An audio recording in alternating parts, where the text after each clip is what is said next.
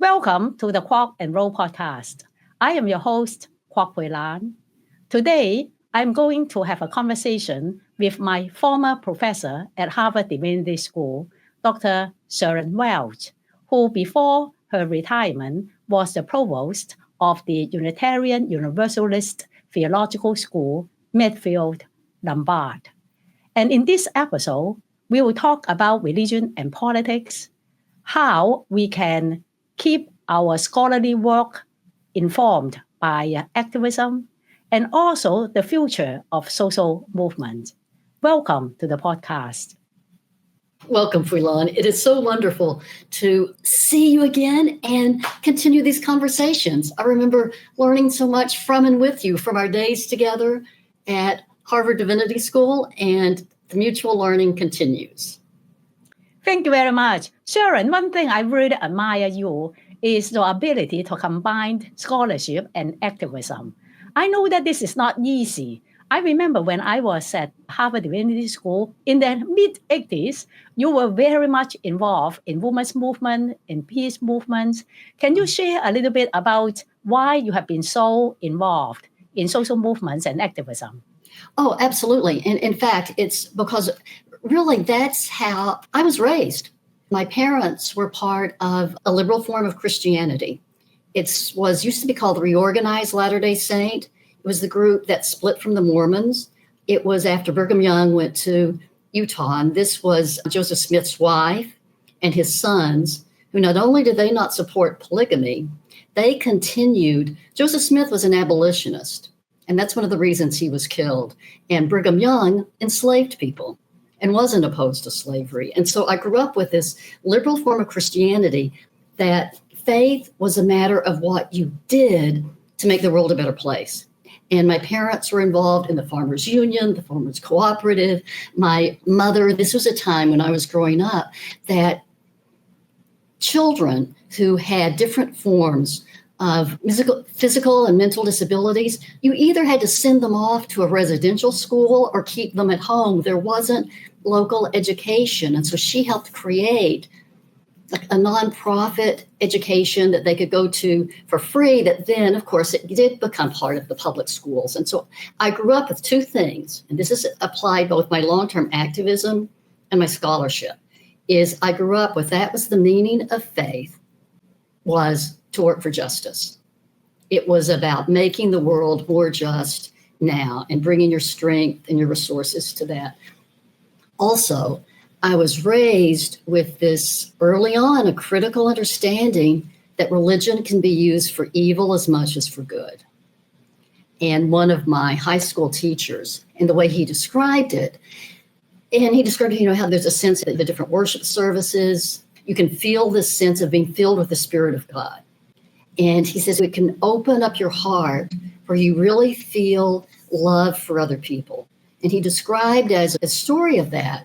And again, this is in the 60s in the Texas. And his grandfather was a member of the Ku Klux Klan. And he's there with his cousins, and they're trying to block the young Black people from entering the school. So the school bus opens, the young children walk out, and he looks at those children and he says his heart was filled with such love for those children and the deepest soul-searing shame. And he said that when you really feel the Spirit of God, it opens your heart to love, for before you hadn't seen the full humanity. But then he gave them a warning. He said there are times when you can feel like you're having a mystical experience in the Spirit of God, and that makes you feel that you're superior. It doesn't open your heart to love for others. It does the opposite. And he used the thing of saying when that happens, that's the devil and that's not God. But what I learned from it is that religion is fundamentally amoral. It can be used to divide or contact. And so from the time, I learned that when I was in junior high and then in high school. So I really was interested in studying social movements. And again, the powerful negative and the powerful creative role that religion can play and how we can nurture its creative best and contain how it feeds what we're seeing now in so many places in the world, white nationalism and different forms of superiority and domination. And how can it become a thing instead where it opens our heart to the humanity of other people? Since the inauguration, I think many of us are feeling so overwhelmed by all the policies and executive orders done by this administration. As a long-term activist, how are you feeling these days? I'm glad you asked that, because after the 2016 election, I was absolutely horrified. I didn't believe when people went after Obama was elected, they were saying that we're in a post-racial society, because I knew we still had structural and systemic racism and different forms of injustice. But I never thought we would see racism and xenophobia and transphobia and homophobia and sexism that was so blatant. And I woke up, Preline, every morning in a panic. And it was just thinking, I've got to do more. And I realized, all right, I have to become more involved politically. And I could still be involved politically because my school was completely committed to social justice. But doing the work well of being a provost and a professor, I didn't have the energy to be a full-time activist and scholar. So I retired early. I took early retirement in 2017 so I could do both full-time activism, full-time scholarship about the rise of authoritarianism and how we can contain it. And to do that work, I did several things. For my direct activism, I worked with the League of Women Voters. I worked with the Social Enterprise Alliance, which is a group that's building businesses, that it's people, planet first, so socially just economies. And I worked with Engagement Scholarship Consortium. And these are universities where they changed their method from teaching, research, mutually beneficial community engagement. So I worked with these organizations, and then I dove into the research of what leads to the rise of authoritarianism and nationalism, and also what can contain it. And the result was a book that I published in January 2019. Now, in doing this work, I grounded what leads to the rise of authoritarianism and white nationalism in what I learned from Indigenous wisdom. After my time at Harvard, I went to the University of Missouri-Columbia, and I was there 17 years. And while I was there, I worked with Sanchez, who's an author, an artist, an activist who's from Laguna Pueblo.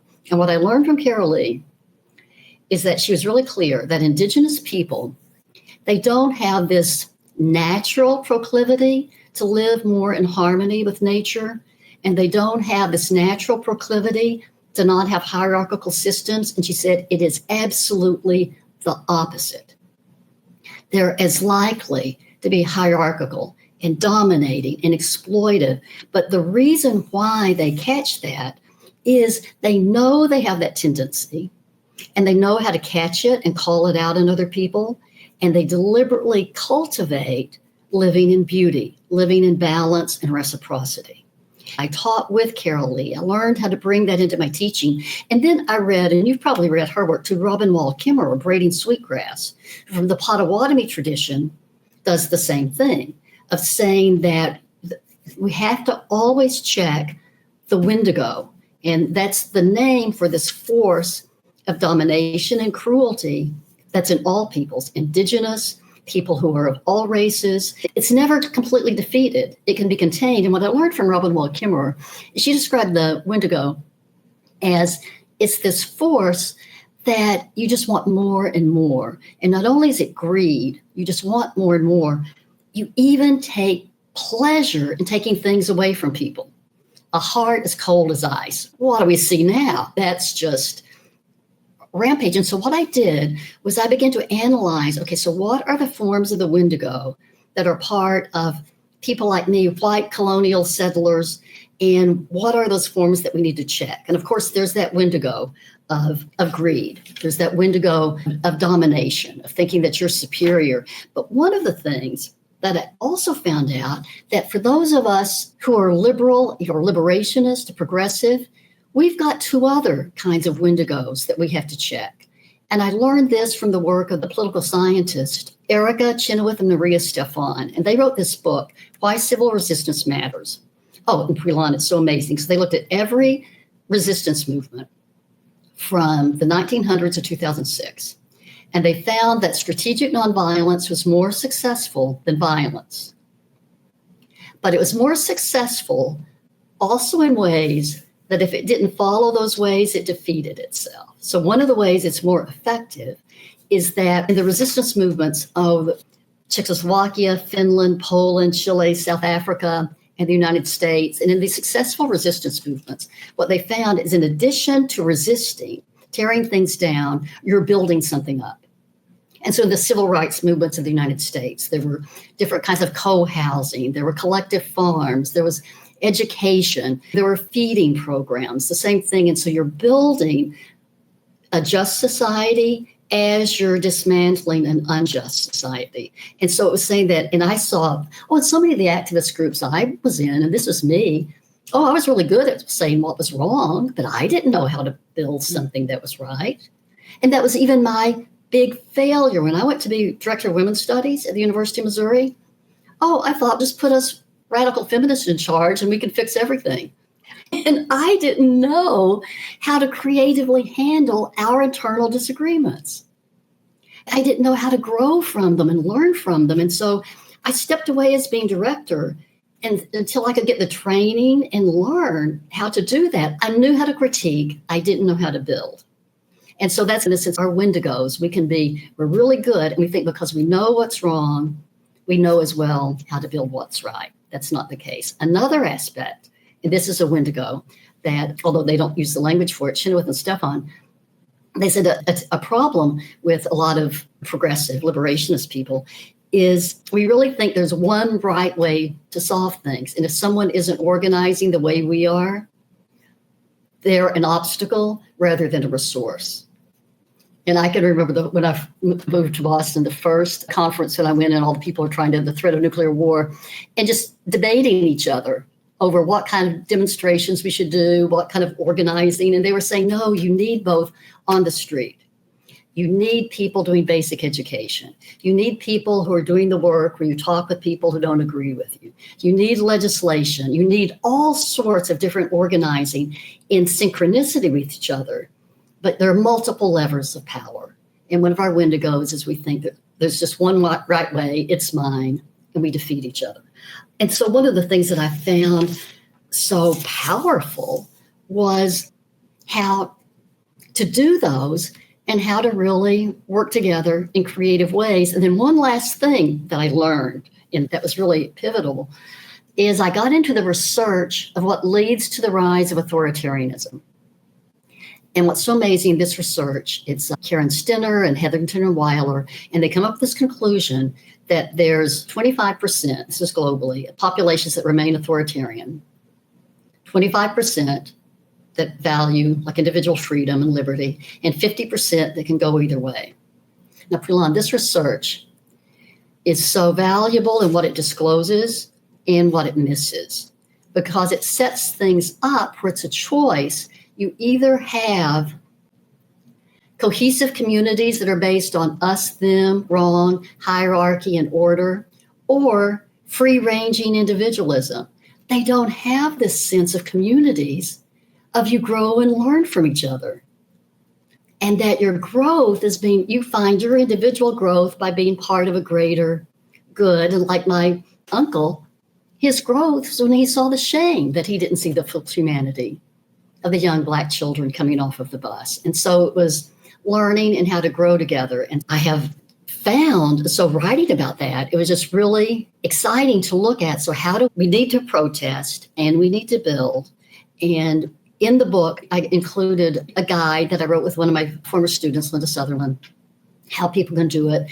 And then Elena Hermanson, who works for a nonprofit organization, created a toolkit, a framework for how people in nonprofit organizations could use the insights of that book to check their own Wendigos and also to find creative works for social justice.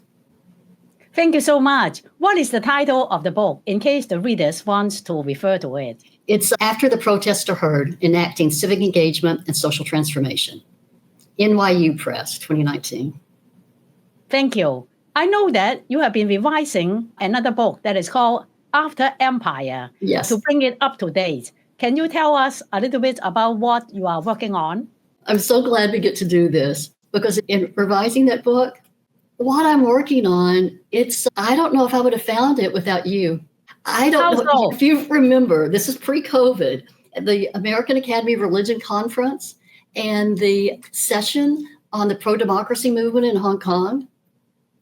And I attended, and you asked me to write a chapter for a book that you were editing about the lessons from that for strategic nonviolence. Puilan, studying the work of Benny Tai and finding out the difference between competitive democracy and deliberative democracy. That's what I'd been talking about before, but I didn't have the language for it. And the way he describes, like, deliberative democracy, it's not just, I'm right, you're wrong. We're right, you're wrong. We're going to fight and we're going to win.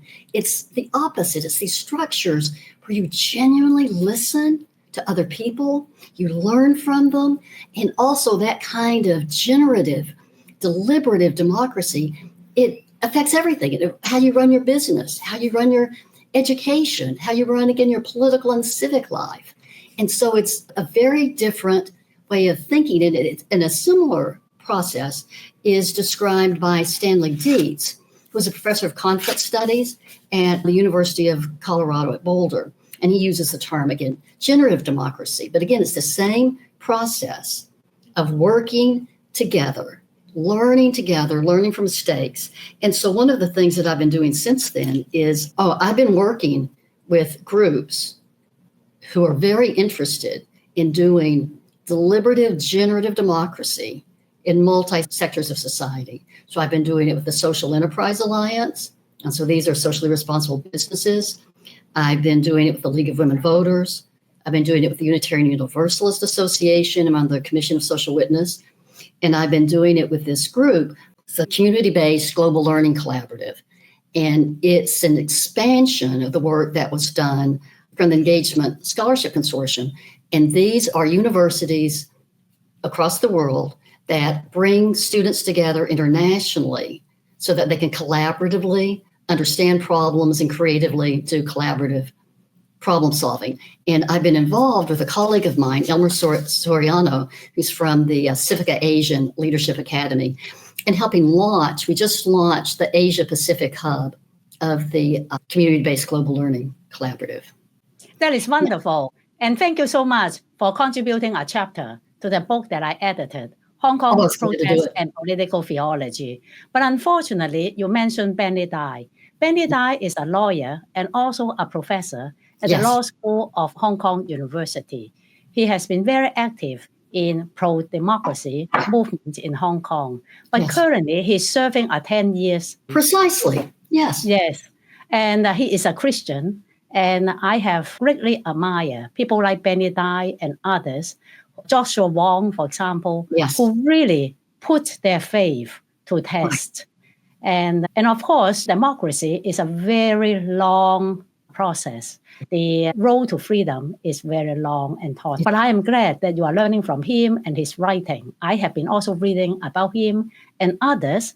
That is, where do they find that courage and how do they see Hong Kong or other places that are struggling for democracy? But I must share with you, I have never been so concerned about academic freedom in the United States me too. as now, because I think sometimes even my colleagues are asking whether they can say that in public or whether there will be repercussion. How do you see it? Oh, no, I'm glad you mentioned that, because one of the things, especially because the kind of thing that we're seeing now with Benny Tai being imprisoned, and that can be happening soon in the United States. We're seeing, and this is, again, qualitatively different, the kind of authoritarian, contain. And one of the things that has really, my perspective on this there's been a real threefold shift, Preelon, that's happened just this summer in looking at this. And I'd like to share with you those kind of threefold shifts and see if you see these in your own work as well. The first is the magnitude, and again, the threats are overwhelming. And what I was very lucky to be able to do is attend in person 2 groups, which had 2 meetings this summer, national meetings where they had as their premise, It's incredible, these threats, and we have to take them all seriously. And it was the American Humanist Association, their annual convention, and the Unitarian Universalist General Assembly. And what amazed me, and you talk about with the humanists, it's not religious, but it's a kind of spiritual and ethical commitment. And in the Unitarian Universalist, it is more religious, but there was this sense of meeting the moment. And so many younger people, and by younger, that includes for me people in their 50s as well as because I'm in my 70s, that people in their 20s to their 50s had this real sense of, yes, I am called to do this, to respond. This is how I can make a difference. I can act, and getting a sense of the way they can lead, and it's providing direct things in their congregations, providing a multiple range of supports for immigrants, for people who are trans, for doing mutual aid societies, and as well as I loved all of these young people who are really taking over a kind of digital commons. What's the way of using social media that can be used in a way to connect us and can create like forms of masculinity that are caring and responsible rather than toxic and dominating? And so I saw in these younger people, I experienced myself when I was in my 20s. You're part of this new form of belonging, a kind of revolutionary movement that's saying no to authoritarianism, and we are coming together to build something. And again, I'm so grateful for Benny Tai and Stanley Deetz, because in those groups, speaking to them about using the language of deliberative and generative democracy, they found it incredibly empowering, because there's a recognition that traditional liberal competitive democracy isn't good enough. It hasn't worked. We have to have richer forms of belonging, and in the resistance, those forms of belonging. And so Erica Chenoweth with this, it's as well, as you resist, you use deliberative and generative processes to decide how you resist. And doing that joy of cooperating and learning from other people is incredible. Now, then a second change, and I'm thinking of, I've got it here, this incredible book, Post-Colonial Politics and Theology, Unraveling Empire. And what I find in my work with Elmer, and the work that we're doing now in the Philippines, for example, I'm on an advisory council with him of a group that's creating planetary regeneration labs at every single university in the Philippines, all 17. And again, in doing that work, it's both environmentally regenerative, socially just, and deliberately decolonizing. Deliberately looking at the academic structure, governance, and it's working with universities, with local governments, with Indigenous peoples. And so doing this creative work, and what's fascinating in this kind of big shift, and this is also at the core of the work of the community-based global learning collaborative. Okay, us people from the United States, we're welcome to be as partners, but we're not the leaders anymore. Because after empire, we have failed. And it's the resurgence of empire, it's worse. And people like me weren't able to stop it and have a convincing alternative. So we can learn from other people around the world and work together, but we're not the leaders.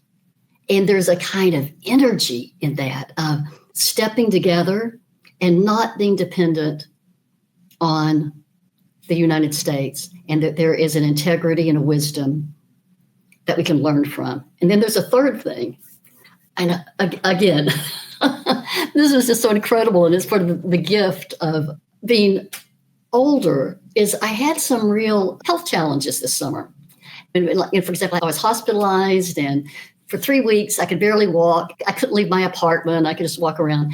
And the deepening cycles of care, like my children, my daughters who are 35 and 38, and one lives in Missouri and one in California, but they're able to work remotely. And so they were able to come and be with me and give me care. They rotated when they were here. Sometimes they were here together, sometimes not. And there was just this, we were able to laugh about, I used to take care of them. Now they're taking care of me, they're fixing my breakfast and helping me walk. It's like the way I used to help them walk, and they're helping me walk again. And then I had the benefit. Northwestern Hospital, it's ranked as one of the best hospitals in the world. And the reason why, their quality of care is phenomenal. They have caregiving teams that are racially, ethnically, gender diverse. And again, most of them, they're young, they're 30s and 40s, maybe some in their 50s.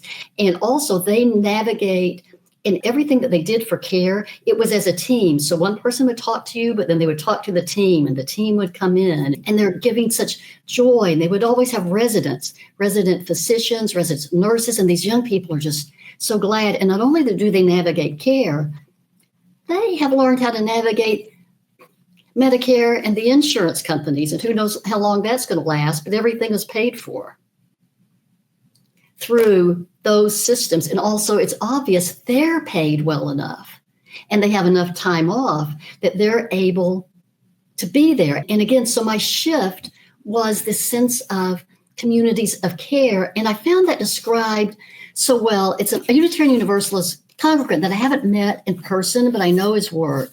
And it's Reverend Joseph Santos Lyons. And I sent you the piece that he wrote about what it means to be a quiet generator of liberation. And that is in a sense of our faith and what sustains us, in addition to our resisting authoritarianism, in addition to building new systems in the moment and what we do, embodying listening, care, and appreciation for other people, for the natural world that sustains us. And oh my goodness, the richness of being that recipient of care, as well as I saw what it meant for them, for me to be able to tell them how much I appreciated the care that they were giving. I think that it is so true, because sometimes we think that we are the ones to give. And of course, Yeah. I have been to many conferences, as you possibly have. That is, after you give a talk, the first question is, Pui Lan, what can we do? Isn't it? It's very action-oriented. I'm not saying that this is not good, but I am thinking we can not always be the fixer or assume that we can do something, we know how to solve the problem. There must be time that we say, sit back, learn some more, listen, because we do not have all the answers. It's a communal effort. That is why I like just what you said.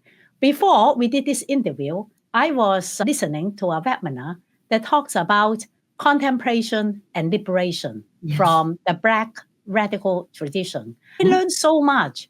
Again, it is not just always doing. We need to be action-oriented, but we need to be with ourselves, to have that freedom to encounter ourselves and the world anew. Yes. And to realize, and again, it can be little things as well as big. And my daughters really liked this, that they were able to tell me things to do that I never would have thought of. That it wasn't me, it wasn't them asking me, what should we do, Mother? I didn't know. They said, Mother, this is what you should do.